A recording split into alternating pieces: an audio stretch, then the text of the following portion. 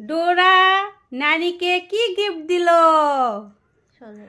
16 December রাত 12টার পরে ডোরা আমাদের কি গিফট দিছে সেটা আমরা দেখি একটু।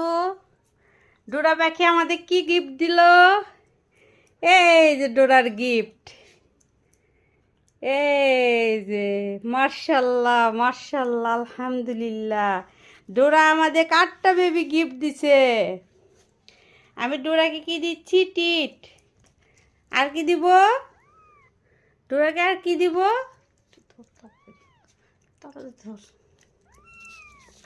এই যে ডোরাকে আমি কি দিব? ডোরাকে আমি গিফট দিব এই যে মুক্তার সেট। ডোরাকে আমি কি দিলাম?